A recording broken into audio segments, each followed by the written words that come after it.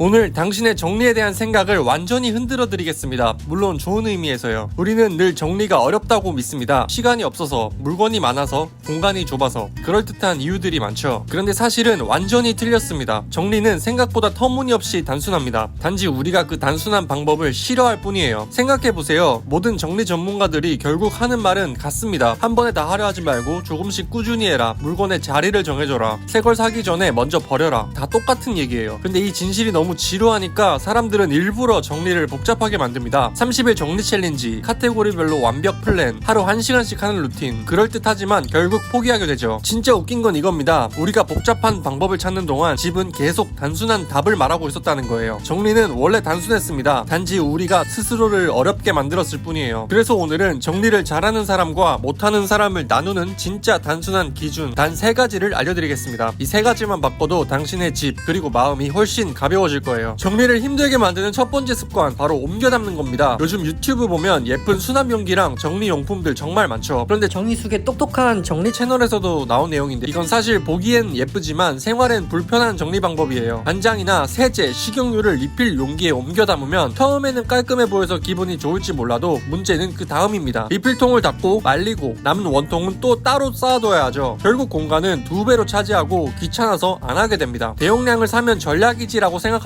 쉽지만 사실은 그걸 옮겨 담는 순간부터 공간이 늘어나고 시간도 잡아먹고 관리도 복잡해져요. 게다가 세양념을 살균하지 않고 리필하다 보면 세균이 번식하기도 쉽습니다. 정리를 잘하는 핵심은 예쁜 통이 아니라 물건을 줄이고 내 생활에 맞게 쓰는 것입니다. 저는 그래서 리필 용기를 따로 쓰지 않아요. 대신 간장이나 식용유처럼 자주 쓰는 건 하나만 사고 다 쓰면 다시 구입하는 편입니다. 그러면 굳이 옮기지 않아도 깔끔하고 관리도 편해요. 정리숙 정리 전문가님도 이런 말씀을 하시더라고요. 정리는 용기에 담는 게 아니라 내 집과 내 생활에 맞게 불필요한 걸 줄이는 것이다. 결국 정리는 예쁜 통이 아니라 살기 편한 공간을 만드는 게 목적이에요. 보기 좋은 수납은 나중 문제입니다. 지금은 줄이는 정리부터 시작하세요. 정리를 힘들게 만드는 두 번째 습관은 구조 없이 혼자 다 하려는 정리입니다. 여기서 말하는 구조란 집안의 역할과 흐름이 잡혀있는 상태, 즉 누가, 언제, 무엇을 어떻게 정리하는지가 정해져 있는 걸 말해요. 이게 없으면 아무리 열심히 치워도 시간이 지나면 금방 다시 엉망이 됩니다. 이 내용은 김 교수의 3가지 채널에서도 나온 내용인데요. 한 번에 확 치워도 다음날 아침이면 다시 어질러지는 이유, 그건 의지나 성격의 문제가 아니라 바로 구조의 부재 때문이라고 합니다. 집이란 공간은 혼자 사는 게 아니라 보통 가족과 함께 쓰는 곳이잖아요. 그런데 한 사람만 치우고 나머지는 어지르는 분들 많으시죠? 한 사람이 모든 걸 감당하는 구조에서는 아무리 깔끔하게 정리해도 금세 어지러워집니다. 예를 들어 청소만 봐도 그래요. 가정마다 청소기 위치나 구역만 정해놔도 굳이 누가 청소 좀 해라고 말하지 않아도 각자 자연스럽게 청소기를 돌리고 집이 깔끔하게 유지됩니다. 무거운 청소기 하나를 돌리는 구조보다 가볍고 바로 쓸 수 있는 무선 청소기를 손 닿는 곳에 두는 게 훨씬 효율적이에요. 이게 바로 정리의 구조를 만드는 겁니다. 누군가 요리를 했다면